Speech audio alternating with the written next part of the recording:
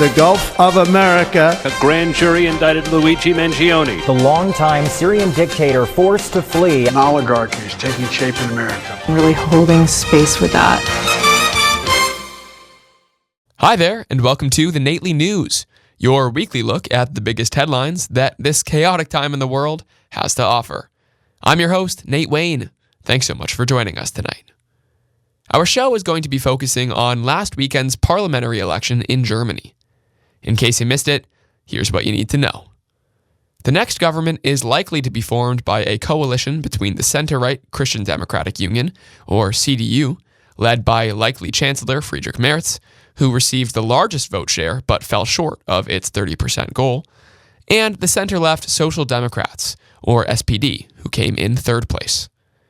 This coalition, known in Germany as a Grand Coalition between the two larger, more centrist parties, is formed almost entirely to maintain the tradition of a so-called political firewall against the far-right party Alternative for Germany, or AfD, who received over 20% of the vote, despite a history of rhetoric that many describe as xenophobic or even neo-Nazi-like. The Greens and a pro-business party, the FDP, both took heavy hits in vote share after taking part in the most recent coalition, led by the outgoing SPD, which was racked with instability by that three-party setup, with the FDP failing to win any seats in the Bundestag, the German parliament.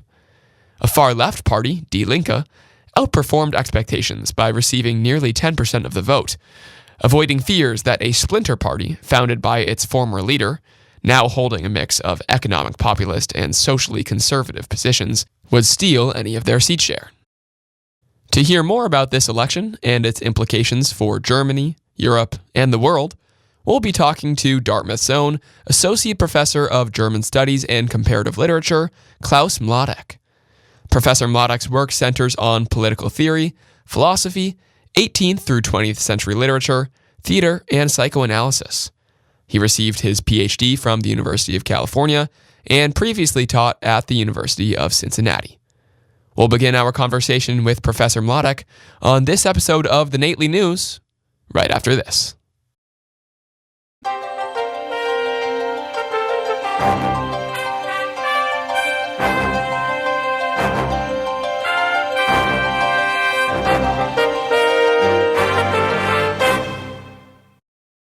And we're back with Professor Klaus Mladek. Thanks so much for being here. Thank you. Professor Mladek, we're hoping to talk to you today about what the results from last weekend's elections mean for politics in Germany, Europe, and the transatlantic world. We'll start off with the top-line result, which is a likely so-called Grand Coalition between the center-right CDU and center-left SPD. Just in a broad initial sense, what does this relatively traditional coalition mean for Germany? That's a good question. I'm very pessimistic about it. First of all, it's no longer such a grand coalition.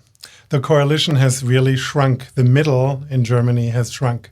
So we're talking about a center-right and a center-left coalition between the Social Democrats and the Christian Democrats. And they basically reduced their vote share from about 70% in 2010 to now more like 45%. So we're really at a juncture where the middle, the moderates, the centrists are practically vanishing from the scene. We have a surprise result on the left, and on the right, it was kind of expected that the AfD, the right populists, would get about 20%. So they didn't actually exceed that. That's kind of good news, right? And the left, the extremer left, Die Linke, got 8.8%. That's much more than expected. And that is largely due to your generation, the 18 to 25-year-olds, and then also the 25 to 39-year-olds that voted them in like over 20%, even larger than the AfD share. So the consequences for Germany is, first of all, the eastern states have about 45% of AfD vote share.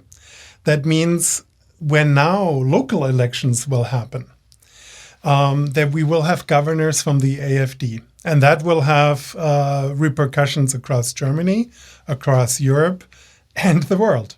And you can already see how the AfD casts a long shadow over not just, I mean, you saw Vance coming to Germany, you saw Musk putting his money on the AfD, right? But also within German politics, the AfD will have a not just a much larger say in the Bundestag, but they already pressure politicians to basically be tough on immigration. That was, besides the economy, the one other major issue. And basically all parties, even the ultra-leftists and the Greens, were talking about deportation, immigration, how to restrict it, how to restrain it. It was astonishing how the AfD set the agenda of this election. Although being pushed once again into the opposition, the AfD's second-place finish is by far this election's biggest story. What does the AfD's success say about how the German public is feeling? And, perhaps more importantly, in what direction German politics are heading? Yeah, there is a really a sense of alarm. The day after the election, Söder, the minister-president of the CSU, the Christian Socialist Union, that is also part of the coalition, he said that's the last bullet of liberal democracy in Germany. What he meant was we have one more shot to really do it right. Because in the grand coalition in the 2010s under Merkel, didn't really do all that much. It was partially successful in a technocratic sense, but it did not address the type of change that the people wanted. So if you ask me what really is at the heart of what people in Germany want, of course that's, in a 5-6 party landscape, you can't really talk about one issue. But one statistic really showed me something. People who said that they are not well off overwhelmingly voted for the AfD. People who feel that they are left behind, and that's also very true for the United States and Poland, or other countries like France, Spain, or Hungary, where another autocrat rules. The people who feel that they are left behind, who live in the countryside, who often aren't even exposed to immigrants, they are overwhelmingly voting for the AfD, for the populists. I think the vote share is like 45 to 50% of those people. And so people feel that politics has basically moved on its own realm, that the political class is just pushing offices back and forth, that they are getting the lion's share of the benefits of capitalist endeavor and of the participation in political rule, and they feel truly disenfranchised. And I think that this type of destitution on behalf of many people who feel they are not part of the process, I think that is one of the largest issues. And that's already going on for decades, but has now been aggravated in the last 20 years in Germany.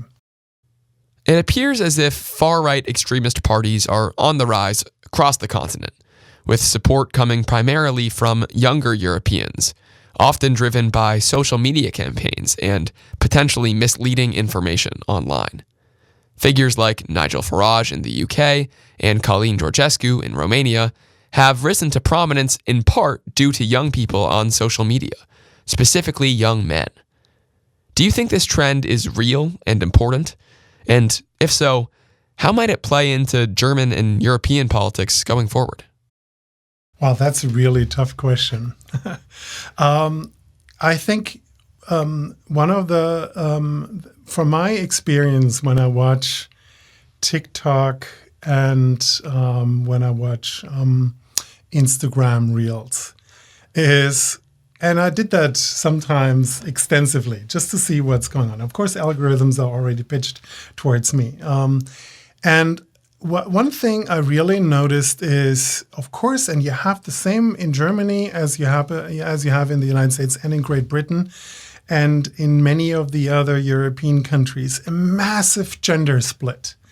Women in this election in Germany voted overwhelmingly for the Green Party, for the Linke, and for to a lesser degree for the Social Democrats and the Christian Democrats. But much, much fewer women voted for the AfD than men did. There's a gender split about 15%. It's not as wide as the United States. I believe here it's even a little bit larger. But there is a sense that that men feel, white men in particular, feel that they are under siege, so to say. And when you watch, as I said, Instagram or TikTok, you get this message all the time. And I'm wondering, where does that come from? Where is the idea that they kind of lose out on the share of their of their participation? And part of it is really, I'm also talking from the perspective of psychoanalysis, that really since 2012, 2013, 14, mental health has collapsed in the West, but also in Germany. That is, people have dating less. People are having less sex. People are, there's lots of studies on that. People are no longer engaged with each other on actual encounters. Lots of dating apps, lots of discussions about it. As you know, there's in the internationalization of this question, you have incels as well in Germany. My best friend from high school is a conspiracy theorist, and he is fully into the climate denial, replacement theory, that the gender war is happening against men. I can't believe it. It's astonishing considering men have been the beneficiaries and still are of basically all of the societal powers. Whether it's in politics, in industry, or in culture even, including higher education.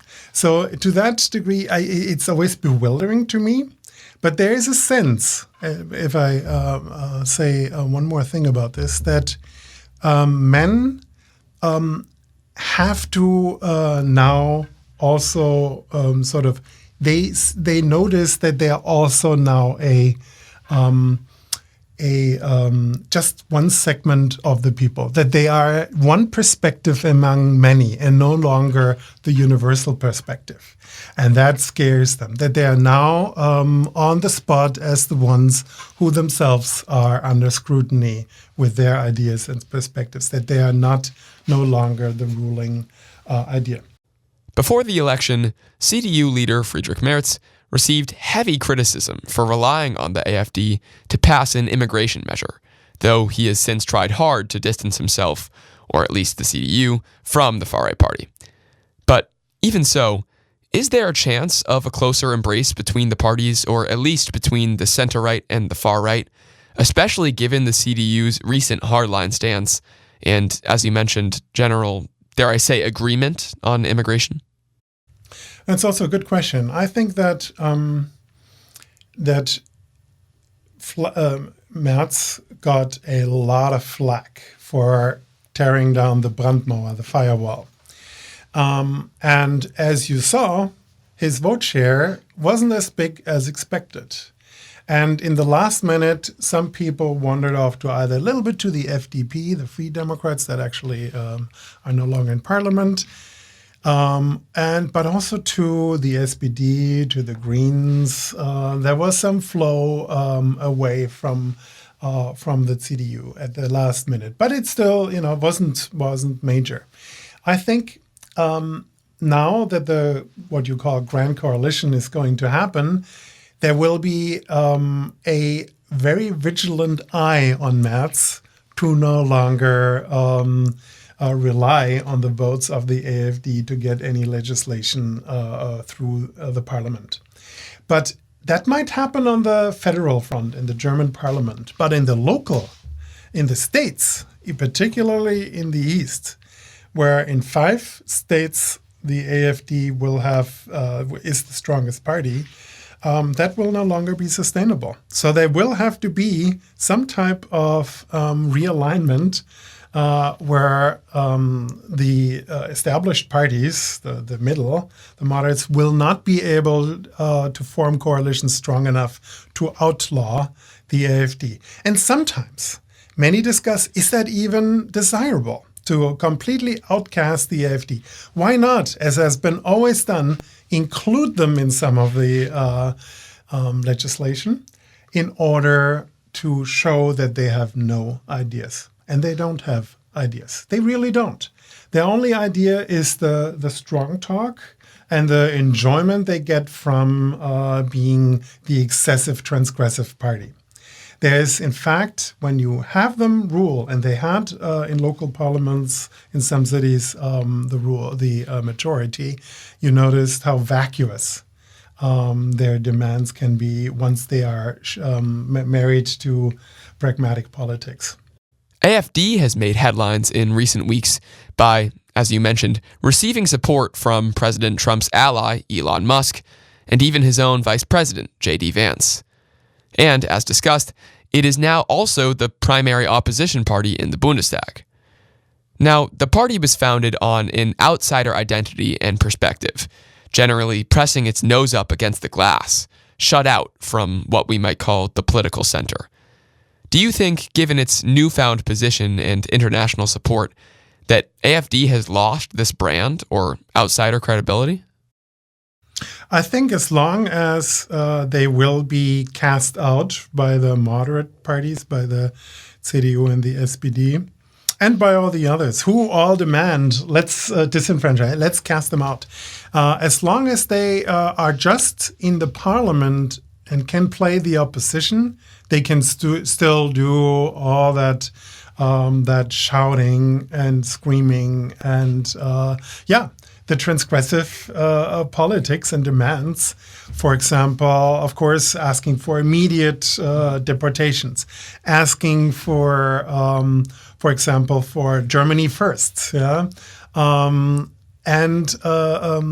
of course, for a massive increasing of the criminal justice system to combat the so-called criminal elements of immigrant society, which, of course, is nonsense. But those demands are what fuel their or that is what the magnet for the adherents and advocates are. And I don't think that will change. In fact, that is the biggest reason for my pessimism, that now the being sandwiched from the left on one hand, who can mount strong progressive action, and from the right, being German nationalists and German first, they will be sandwiched even further, and the middle will shrink even more precipitously. I do not think that, or I can't imagine that there is actually a silver bullet out there that would allow Germany to thrive in the next years. That's positive thinking. Well, I mean, I give you. No. Let me give an addendum. I think there is a chance that Germany would be bold. It would be playing its status as the powerhouse of Europe, and that it would reach an agreement with the other European powers, including Poland, including France, and even the Brexit England, Spain, and Southern Eastern European countries. But that demands courage.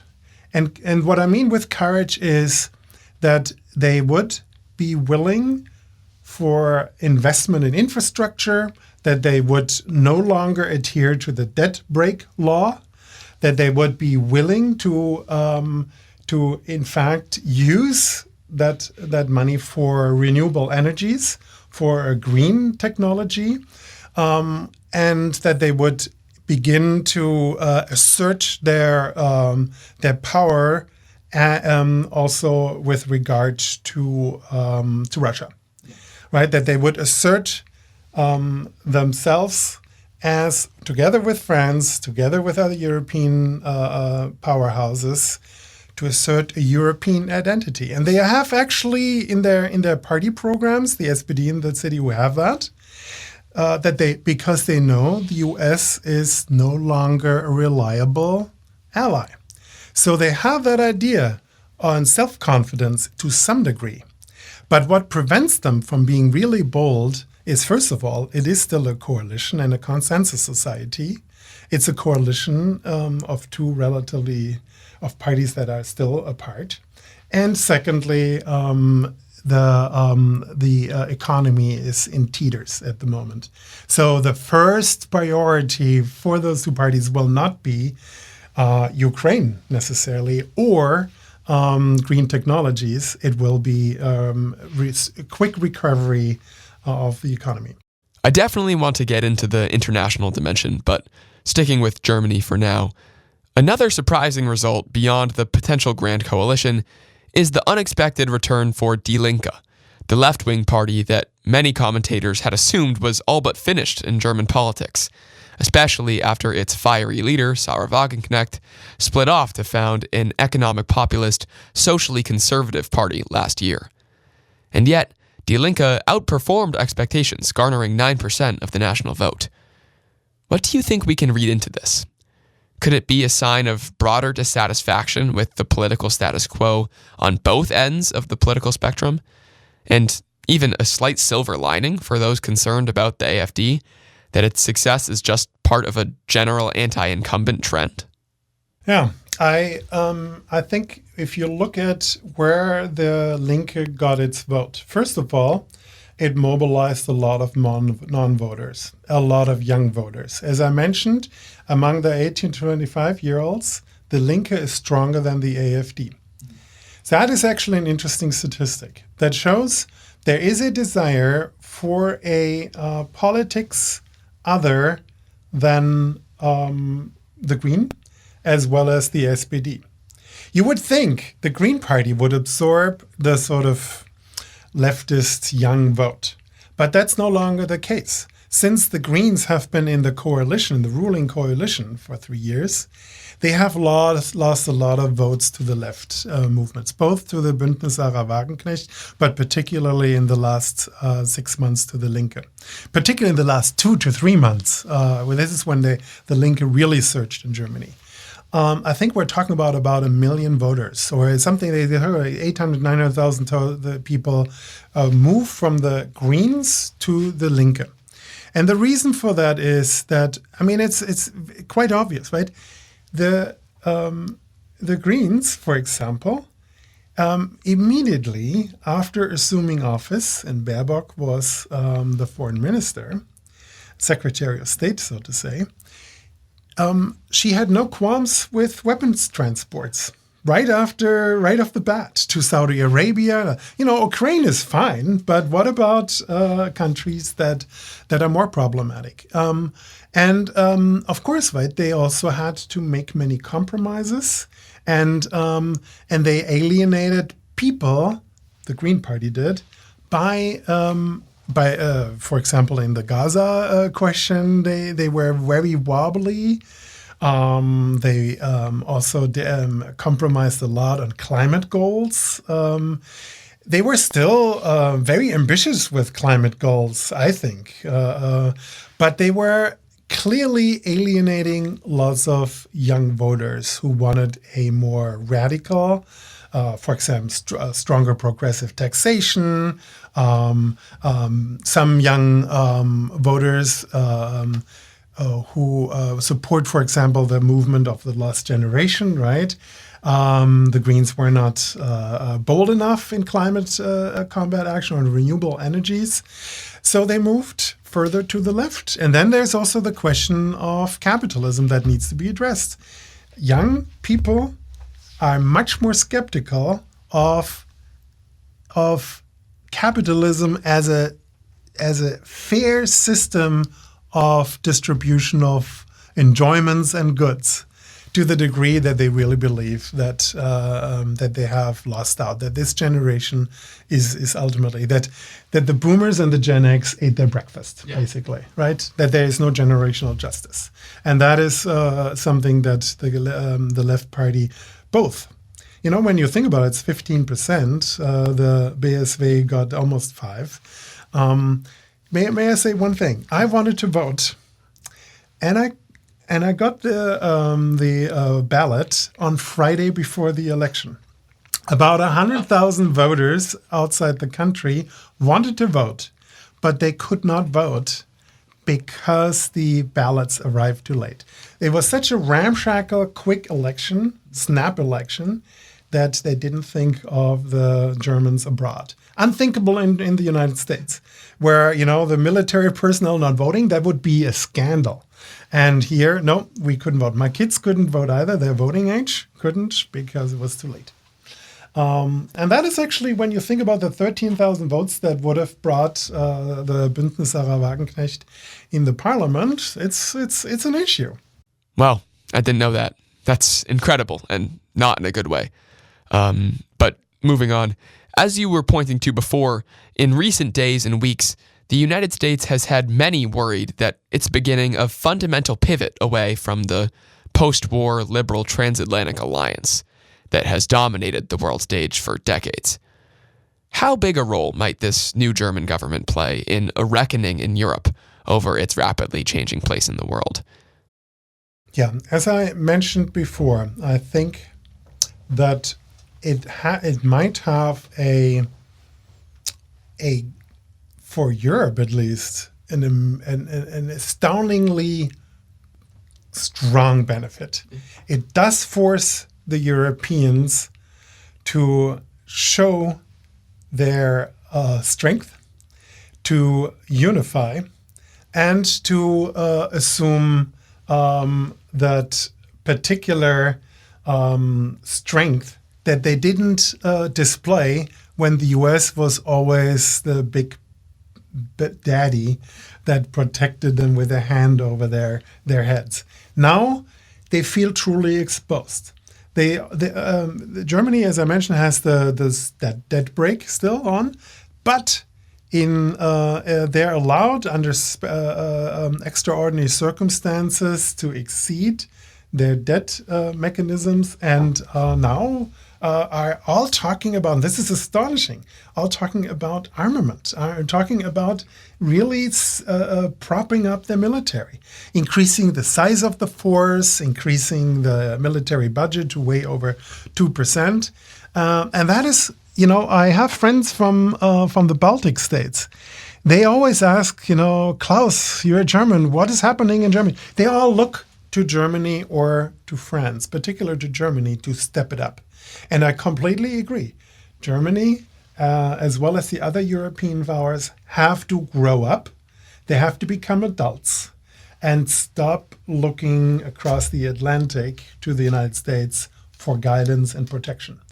And they have the means. I don't quite understand. Germany has only 60% of its of a debt to GDP ratio. They have plenty of room to grow and assume at least economically a much bigger role on the world stage. And I'm not talking about imperialist fantasy. I'm really talking about simply finding a European solution to the aggression from Putin. Specifically on Ukraine, what are last weekend's elections' ramifications? Friedrich Merz just jetted off to France for a surprise meeting with President Emmanuel Macron, presumably to discuss the situation in Ukraine. Is Germany in a position to step up, either in a tangible sense with military aid, or in a symbolic and moral sense, with the U.S. potentially retreating from the geopolitical stage? You mentioned German spending rules, but what role could a change in EU rules on defense and deficit spending play? Or even the discussion of a joint debt plan or Eurobonds? Yeah, I think Ursula von der Leyen, who heads the EU Commission, already indicated that that questions are off when it comes to the military budget.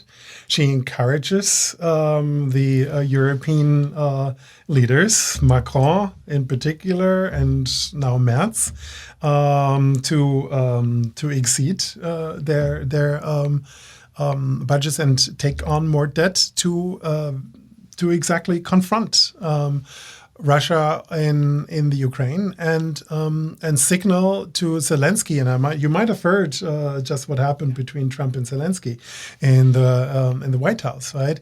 It's disturbing to see what type of I have a hard time even wrapping my head around it. But it is clear that this type of inconsistent, almost obscene behavior cannot, must have a European, calmer, consistent version of support that signals to the world as well as to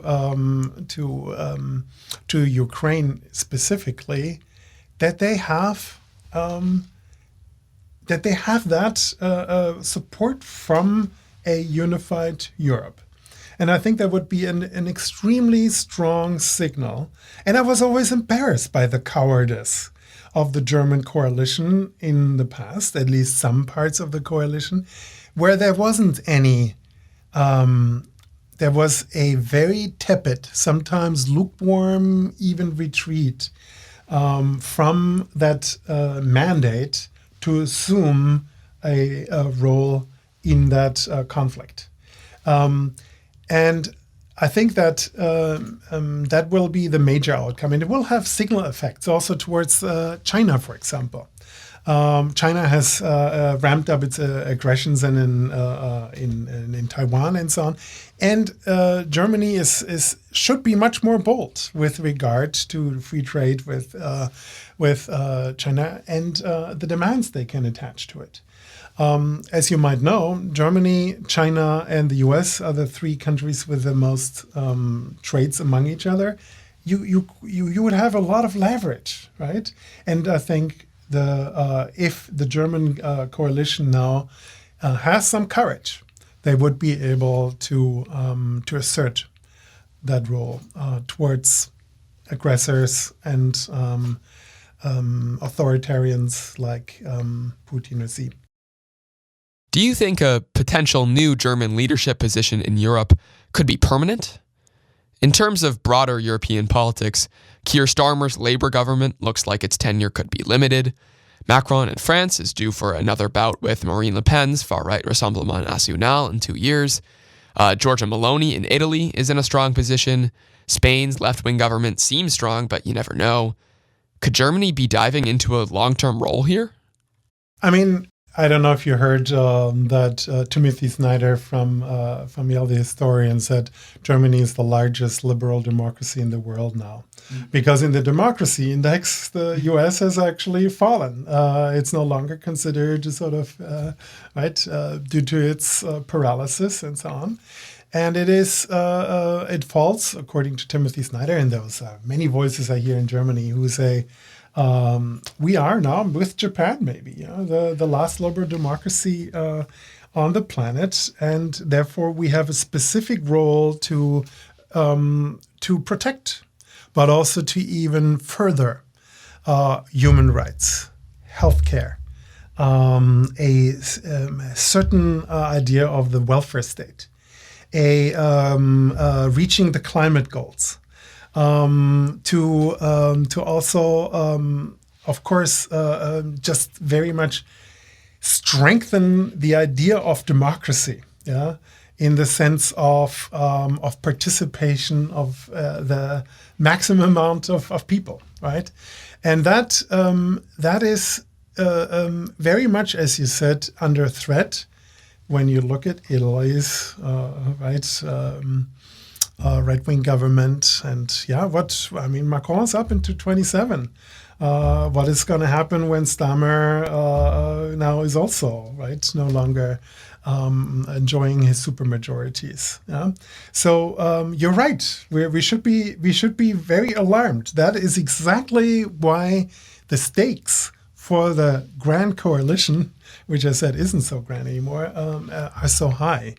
To be bold in that respect, and I think, I'm not sure about that they also understand that is Klingbein, Merz, the new chancellor, that they understand that. But the temperament of Merz is not really suitable for. He's a very impulsive person. I'm not sure if he is going to be a chancellor that people can rally behind. He's a very impulsive as well as very inconsistent person. In the election night, you probably heard he was ranting against the left, Antifa and the crazies and the left and so on, which is often just can be dismissed as sort of beer tent rhetoric. But it's not suitable if you think that the next day you will have to warm up to the very people you just attacked and form a coalition with them. So there's something that I'm not sure if temperamentally Friedrich Merz will be a chancellor that will have an enduring legacy. All right, that's all we've got time for. But Professor Klaus Mladek, thanks so much for your insights and joining us on the show today. Thank you. We'll be back in a minute with coverage of the recent events in the Oval Office surrounding Ukraine and the latest on the ceasefire in Israel and Gaza on the Nightly News.